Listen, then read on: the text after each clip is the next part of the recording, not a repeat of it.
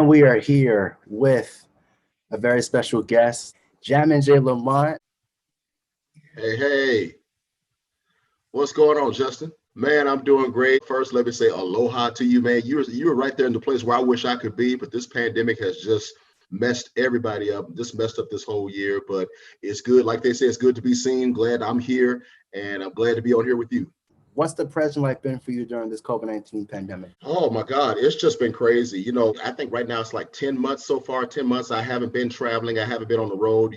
I think for most people who know that or who don't know, as far as our line of work as entertainers, this pandemic has really pretty much put us in disarray. For a lot of us, it shut us down. I had plenty of shows. I had tons of shows that I had scheduled to do this year, and all of them were canceled. We were supposed to be in Hawaii this past April. That messed everything up because I was wanting to go. But pretty much everything is just staying at home, staying locked down. Whenever we have to, if I have to step out and go and run some errands or whatever, I do that. A lot of the shows that I've been doing have pretty much been on virtual, online, and that's pretty much it. And plus, been writing, working on some other ideas, other stuff. Hopefully, this stuff will just go away.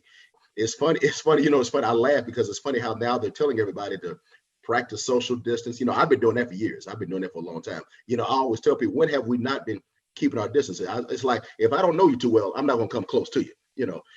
I think of all your exes that you used to date. When you see them, keep your distance. Sometimes you have to think about those things and see. I don't have to practice. They want you to wash your hands. I've been washing my hands since I was a kid.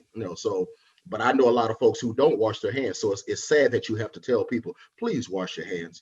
But but like I said, I'm still here, just hanging in there, taking it day to day. And it's crazy. It's already December. Christmas is just a few days away. I'm like, my God, okay, 2021, come on in here. Come on in here, make it better for us, Oh, yeah.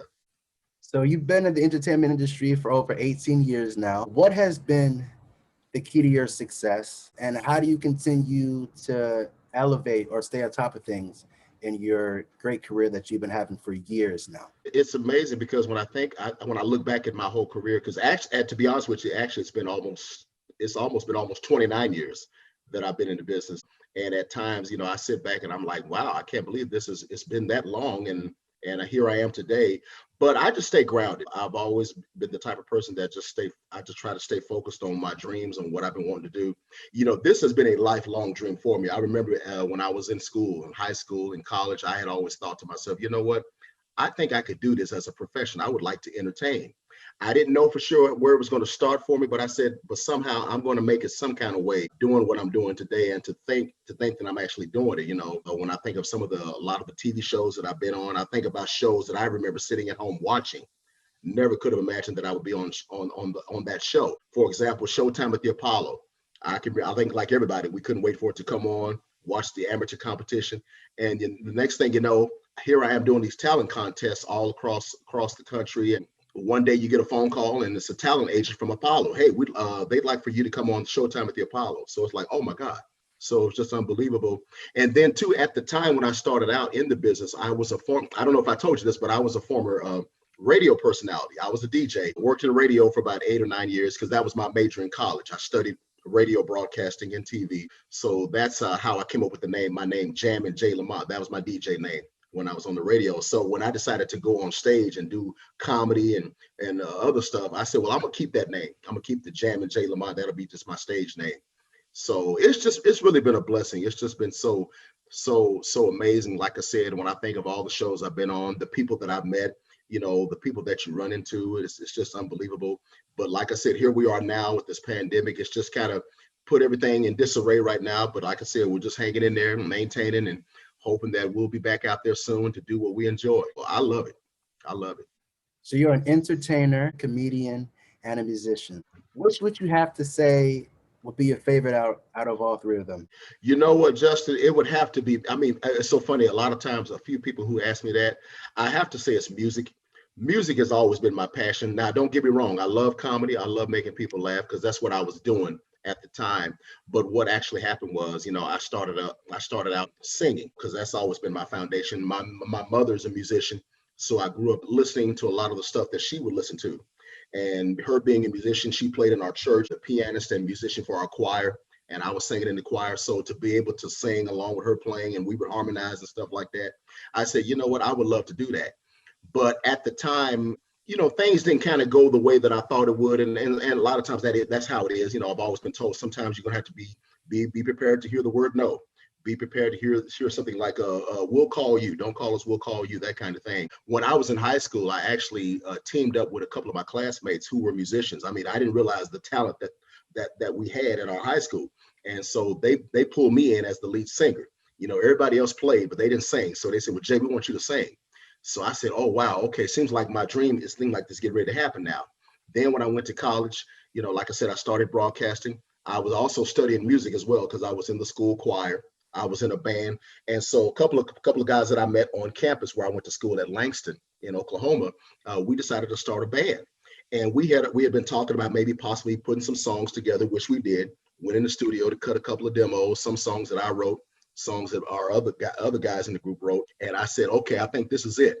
And it got to the point where I think, we didn't meet the right people that I thought we should have met. Sometimes when you're not meeting the right folks who you think are going to help you out. I said, okay, if this doesn't work out right now, I'm going to give comedy a try, because I was always a class clown in school. I would always go around making people laugh. And even at talent shows, a lot of the talent shows that we used to have, if I wasn't going on the show to sing a song, I would go up and just imitate, do impersonations and do jokes.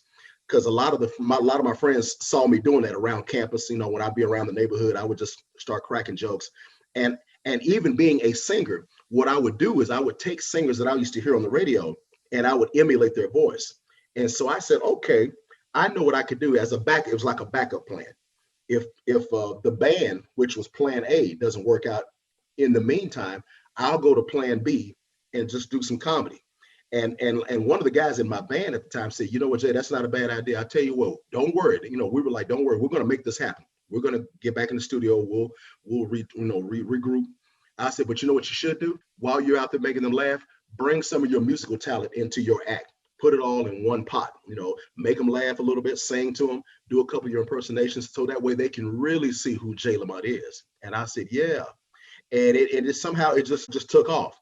So a lot of the contests that I was competing in at the time, people were so impressed. They were like, what is this? Because they had never seen nothing like that. I guess for them, they were like, okay, this is different. He's telling jokes, he's making us laugh, but he's doing all these impersonations. He's doing this, he's doing that. Some people didn't get it, but then there were those who did get it. But like I said, it paid off. And like I said, I started getting phone calls, Showtime at the Apollo. And then BET, we found out BET had put on a new comedy show called Comic View. So I got a chance to be on there for a couple of times. They even had a contest where you can compete and you have a chance to win your own half-hour comedy special. And lo and behold, I had a chance to win my own half-hour special, which was a lot of fun. And that's when things just kind of took off, meeting a lot of folks that I never thought I'd meet, from, meeting folks from, I remember when I first met Ced the Entertainer, D.L. Hughley, Mike Epps, even Tiffany Haddish. It's funny because a lot of my friends are like, man, how do you know them? I'm like, man, I work with them. I said, those are my colleagues. I said, we started out in the game together.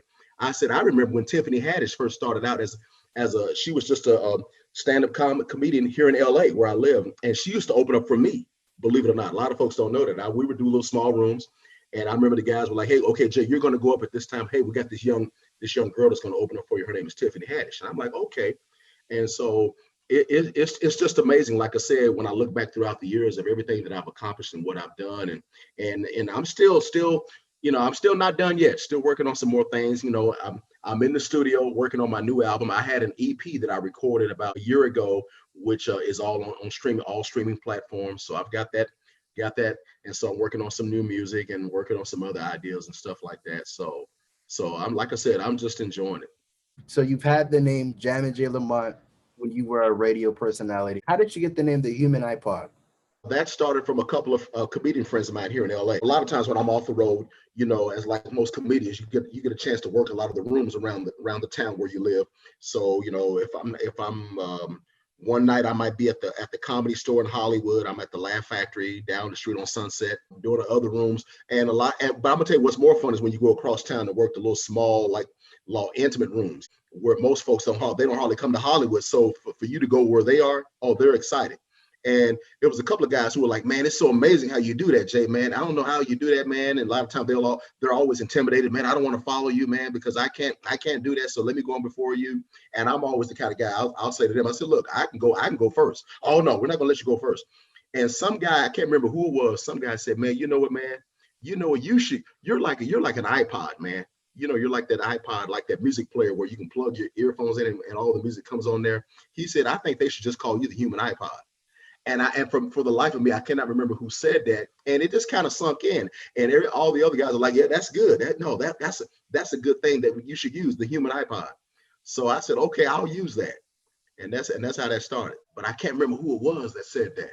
But whoever it was, thank you, because I think everybody else likes it. Yeah. Yes, indeed. And like if I'm riding somewhere and I'm going out on a date, guys used to always teach me about this. They said, Jay, if my radio ever breaks down, if I can't play my music, I can just put you in the back seat and let you play the music for me and my date. And a lot of times I say, okay, I'll sit back there, but I need me a date too, And so I'll be your human iPod. I'll be that human iPod for you. I just have to walk right beside you and just okay, right there. Now don't get too close, okay, because I got my woman right here. Don't get too close. Now, how was your experience on America's Got Talent, and what was some of your memorable experiences on there? America's Got Talent was a great experience. It was a great moment for me. That's another example. Never could have imagined I'd be on that show. I will say this, and I've never told this. Realistically, I know it was so funny because when I got the call about coming on there to audition and then to have a chance to be on the show, I really should have went on there as a singer, because at the time I was talking to my manager and I said, am I going on there to do comedy or am I going on there to do singing? And he said, well, we kind of debated on that. I said, well, I think they want you to come on and do your comedy and everything. And I said, okay. And I remember I called my mom. I called my mother. I was all excited. I said, Mom, guess what? Because, a lot of times when she's home, she'll watch that show. And I said, I'm going to be on America's Got Talent. I'm getting ready to audition. She said, you are? Oh, wow. And the first thing she said was, what are you going to sing?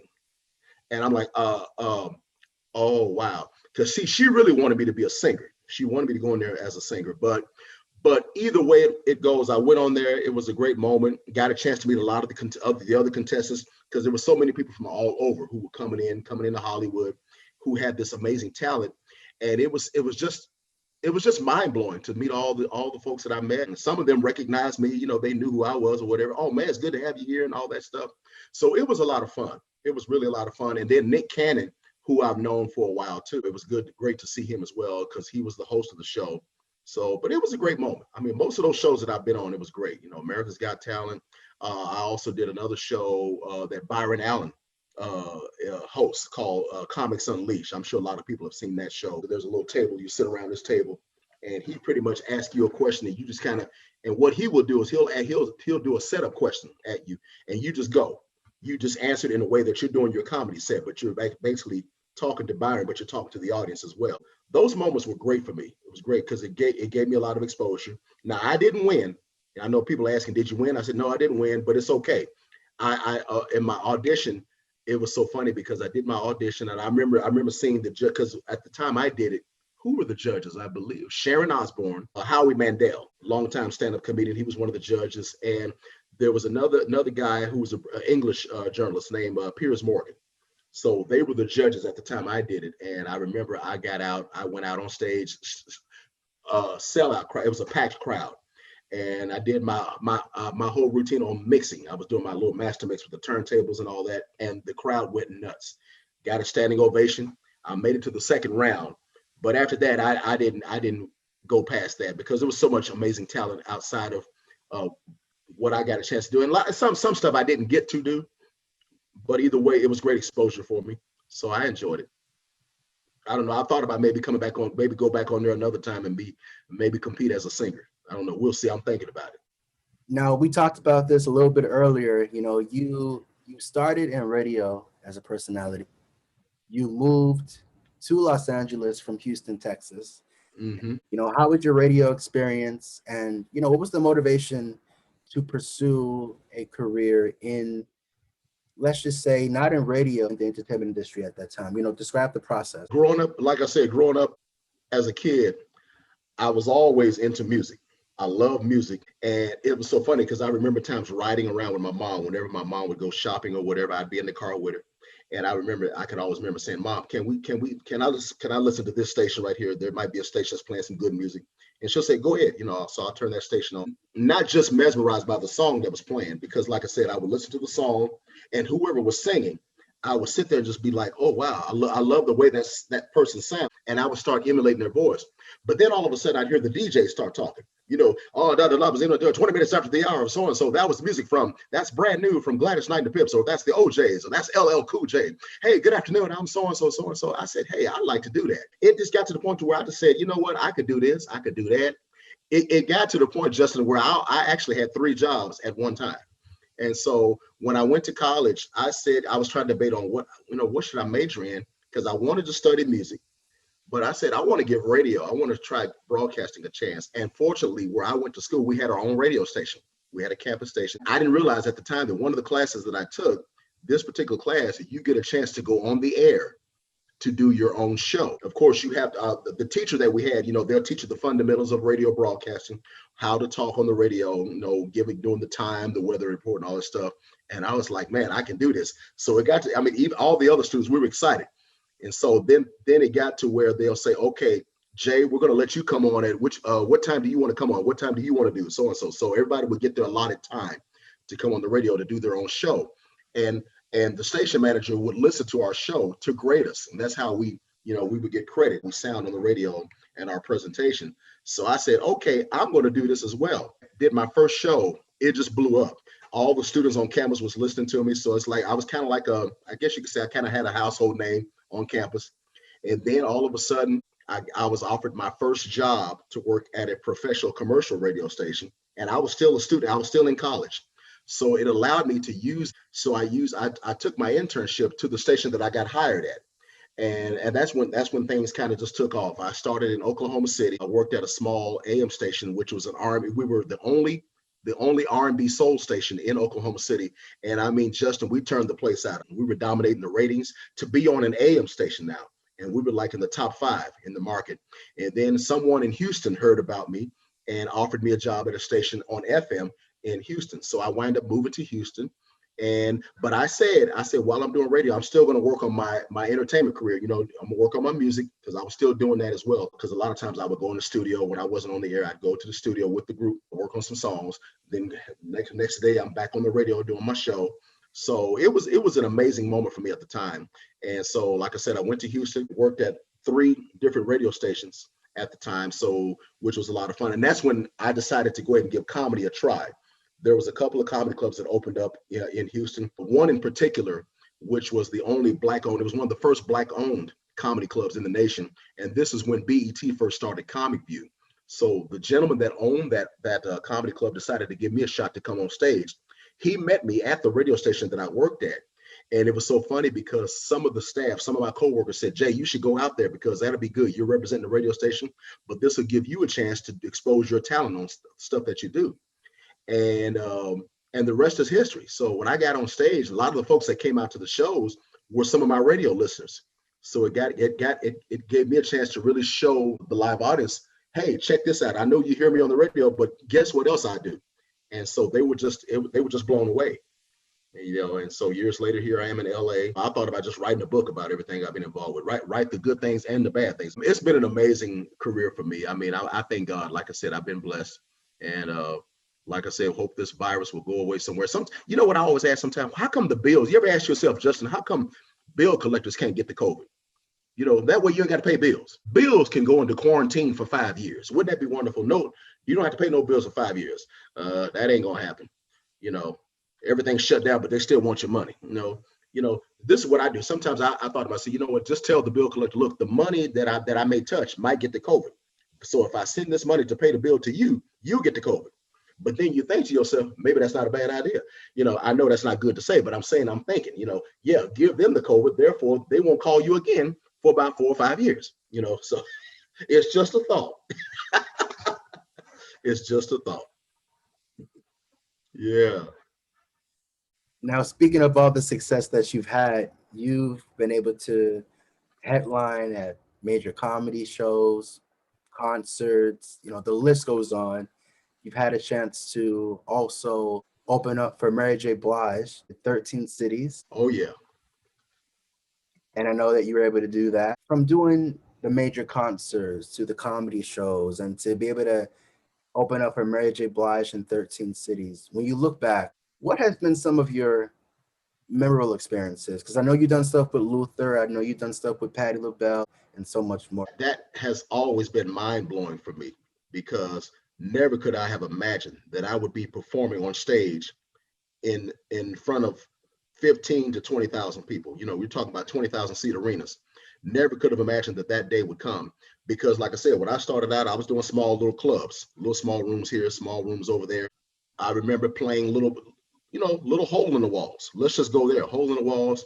Never could have imagined that one day that I would be on stage opening up for folks like Patti LaBelle. I think I'm trying to think one of the first major artists that I got a chance to open up for.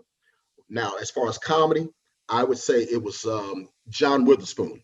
You know, of course, we lost John Witherspoon about a year ago. I really miss him.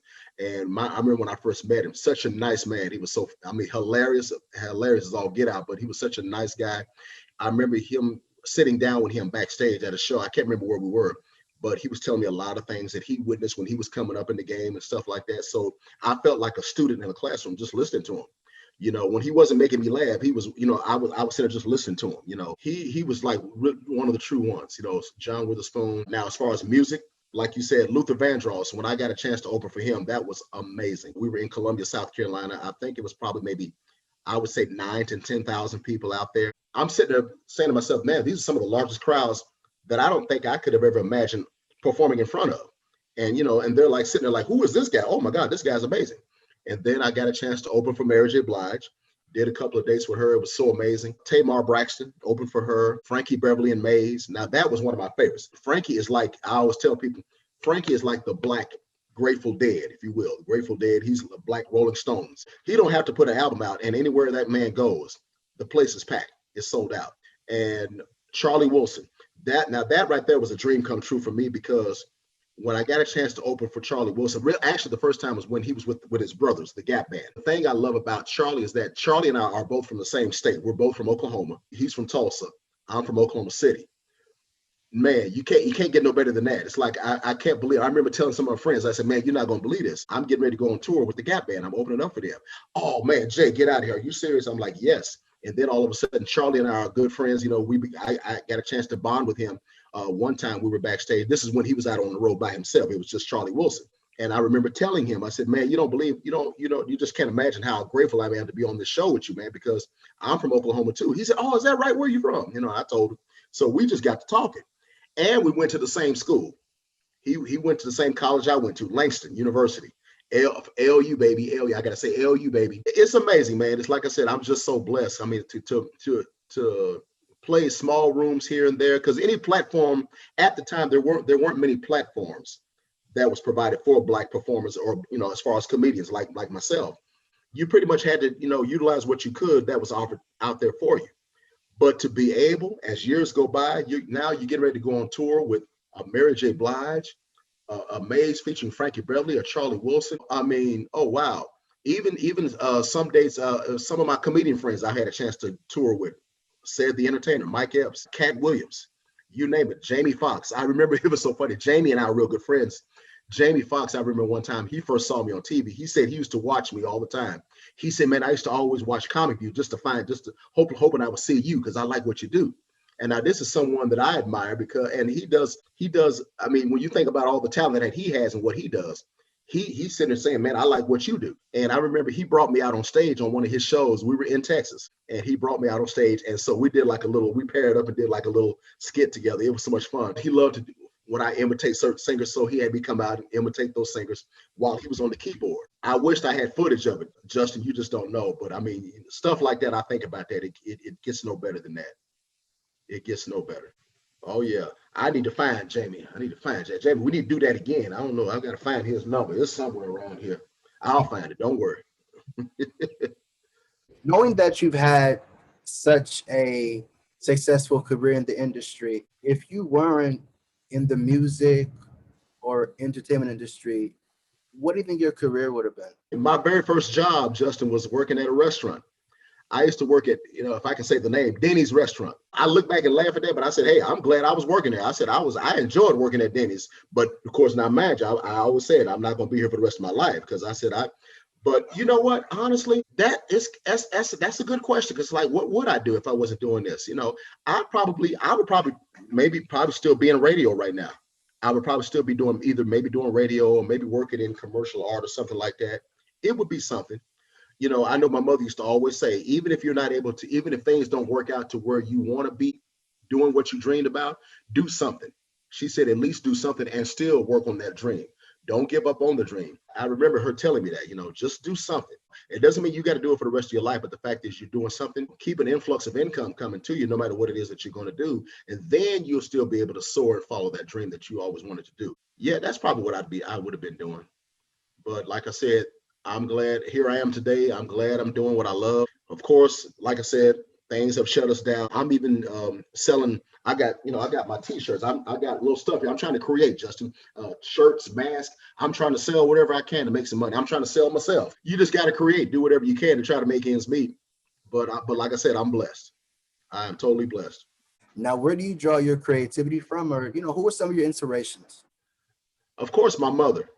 She's at the top of the list. My mother, of course, like I said, for me, she was my first teacher when it came to music, harmonizing. She was a true inspiration. My father, of course, both my mom and dad. My father was a minister. His thing was because he had a platform himself, because he was out preaching the word of God. That's what he did. My mother's platform was playing. That's what she loved to do. She loved to play. My mother used to record demos at the time when she was younger. She wanted to be a gospel artist. I do know that. I remember her telling me that she always wanted to record. And I remember saying to her one time, I said, Mom, if I make it somewhere in the music business, I said, why don't you let me produce you? I remember telling her that. I said, I would love to bring you in the studio. Let's put some songs together and we can make this happen. I remember she's like, really? Okay. Of course, sadly, we never, my mother passed away a couple of years ago, but never could have made that happen. But they were truly my inspiration. Outside of that, man, so many, even like I said, the people that I got a chance to meet, John Witherspoon, it's a whole list. The people that I met, I will tell you someone that really kind of opened my eyes. A legend of where I live right now. A couple of years back, one of my closest neighbors who lived not far from me was, I don't know if you ever heard of Bobby Womack.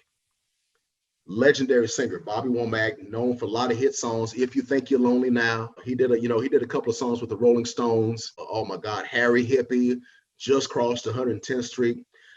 My first time meeting him, it was so funny because I said to him, I said, man, this is a dream come true, Mr. Womack. I said, I can't believe I'm standing here talking to you. I said, I live just right over here. I told him where I lived. I said, I just moved out here. I'm a comedian. I do music and stuff like that. And I remember he said, well, we're going to have to work together. I said, man, I would love that. I said, I would love to open up for you hopefully one day. And so he said, well, give me your information and we'll see if we can work that out. He definitely was a true inspiration because I had, many times I've had conversations with him. We would sit down and talk. And I learned a lot of things from what he was telling me about the business. I remember, now this is going to freak you out. I remember when I first met Little Richard, rock and roll legend. We lost him this year. I met Little Richard actually at a restaurant here in LA. He was hosting, I cannot remember the show, but it was on BET. It was a special celebration of Comic View.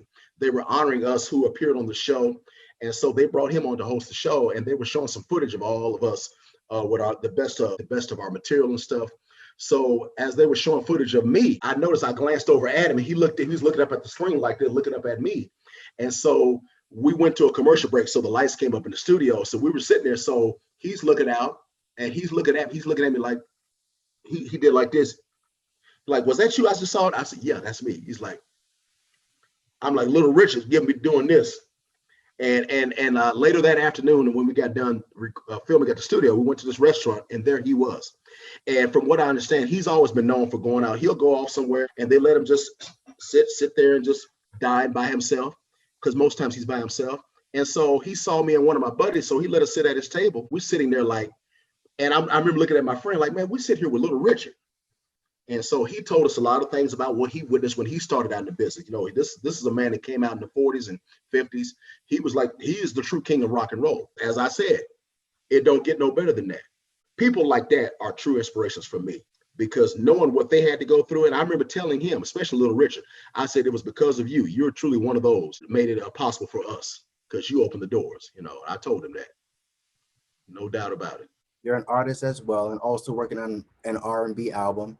What are you currently working on right now, and what are some of the future projects that we should be looking out for? Oh man, I'm so excited about the music that I've been working on. And actually the music that I've done already, this is actually it's kind of me picking up where I left off when I was with my band, because I had always said that I'm not going to give up on my music career and everything like that. I said I'm gonna put that on the back burner and then come back and pick up where I left off. So now I'm doing my own thing. I have a song that's been out for a while called Celebrate, but it's done really well all over the country, particularly over in the UK. Got a lot of airplay on that song. You got to check it out. If anybody wants to get that song, it's on all major streaming platforms from iTunes to Spotify. It's called Celebrate. And that's from my EP called Here I Am, which is still out there right now. But my new single, I've got my new single that I just finished. That's going to be coming out in next month, January the 5th. It's called Certified Love.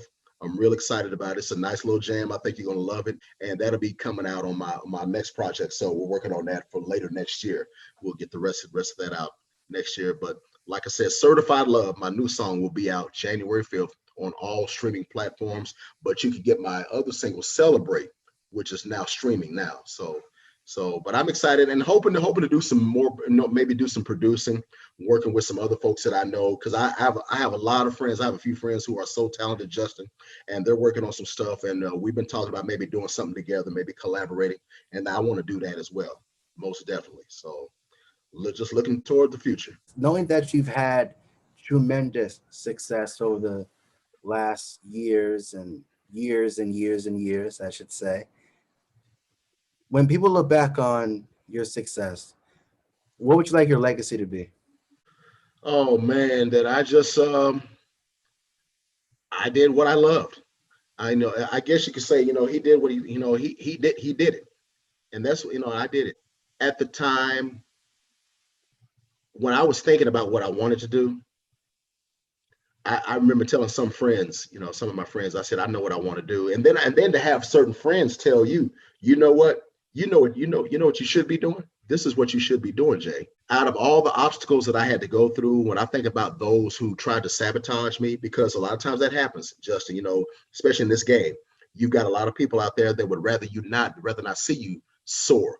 There are some people that don't want to see you flourish. They don't want to see you rise up and be successful.